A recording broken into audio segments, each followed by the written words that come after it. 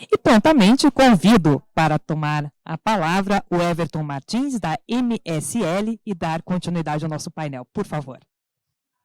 Everton Martins, presidente da Associação Movimento Solar Livre, uma associação de integradores. São integradores como todos vocês. E diante do tema desse painel, que é o pós-venda do distribuidor para o integrador, eu trouxe duas perguntas de reflexão para a gente levar para os nossos distribuidores e ver como é que está acontecendo com a gente, né? Muitos que estão aqui a gente já conhece, trabalha junto aí desde a questão da taxação da energia solar lá em 2019. Esse tema nós vamos falar amanhã um pouquinho sobre os infográficos, tamanho da energia solar e quanto está o Mato Grosso do Sul na palestra de amanhã. Então, convido vocês para participar amanhã também com a gente para ver alguns números. Dando sequência, a entidade de integradores, como nós, e aí como integradores nós temos aí alguns desafios, além da mudança da legislação para o ano que vem, mas nessa questão de assistência. Então, dentro desse tema do painel, que é a assistência, o suporte do distribuidor para o integrador, trouxe duas perguntas, só para não delongar muito. Basicamente, o que a gente vive aqui na ponta. Painel fotovoltaico deu microfissura lá em campo, e você identificou isso, como é que esse pós-venda do distribuidor para nós integradores? Na verdade, eu estou colocando uma pergunta, né? Porque o tema do painel é pós-venda do distribuidor para o integrador. E aí eu vou contar algumas experiências, uma experiência que a gente teve, e se alguns colegas aqui tiverem, abrir nas perguntas depois. Mas, por exemplo, eu comprei 22 mil módulos desse, 10% deu microfissura. Tive que fazer o contato e pedir garantia. Qual foi o formato de assistência que esse distribuidor ou fabricante me deu? E aí existe uma jornada que pode ser positiva ou que pode ser uma via crucis. Cada um aqui deve ter tido a sua experiência e dialogado com o seu distribuidor.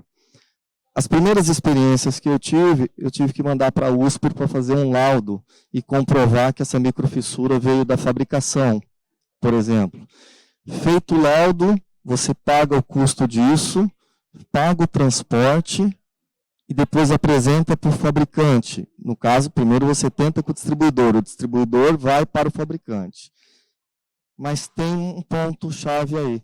Ficamos sem geração nesse período todo. E aí nós tivemos que pagar essa conta para o consumidor, porque ele não tem nada a ver com isso, né? Então, nós, como integradores, estávamos prestando um excelente serviço para o consumidor e o módulo veio com problema, de um total de 22 mil módulos, 10%, nesse caso.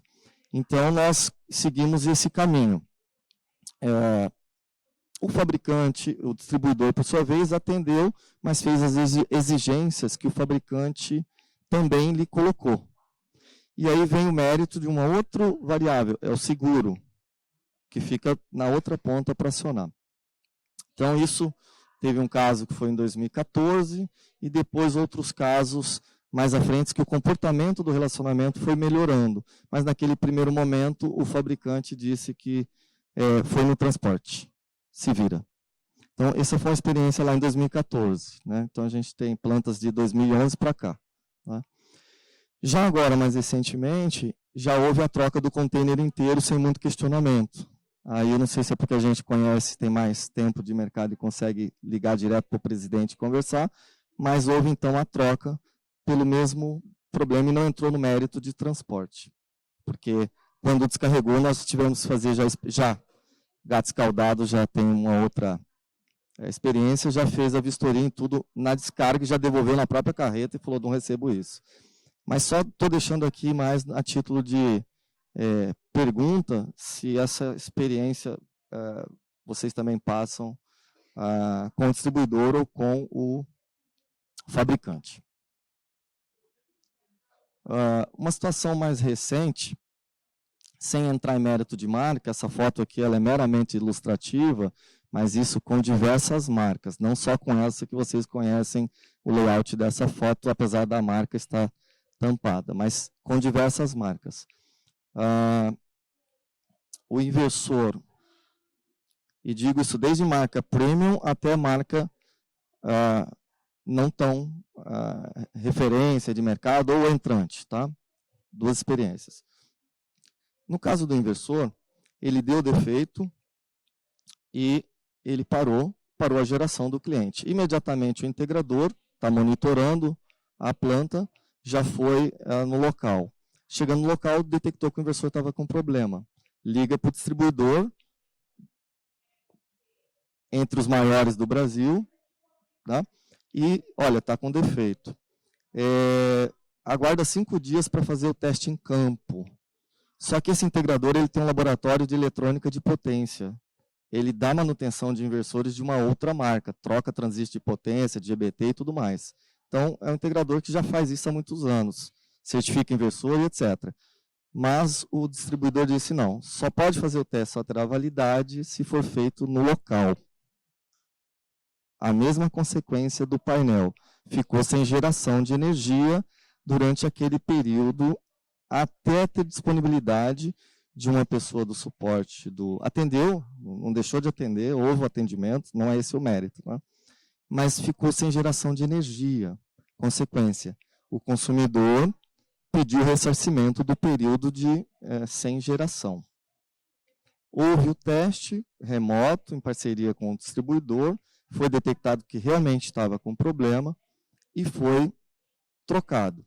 Foi proposto pelo integrador usar um inversor que estava no estoque dele para colocar imediatamente e não ficar sem a planta sem geração. Nesse caso, foi dito não, se você tirar, vai perder a garantia, porque os testes têm que ser feitos em loco. Então, o próprio integrador que tinha inversor de backup não conseguiu atender o cliente dele, porque houve esse requisito para que a garantia fosse cumprida. Foi feito isso, viu que estava com problema, levou 5 dias, depois mais 2 dias de transporte, 2 dias de burocracia para voltar, ou seja, no final das contas, deu quase 20 dias sem geração. Consequência, consumidor apertando o integrador para ressarcir exatamente aquela geração em dinheiro do período sem geração.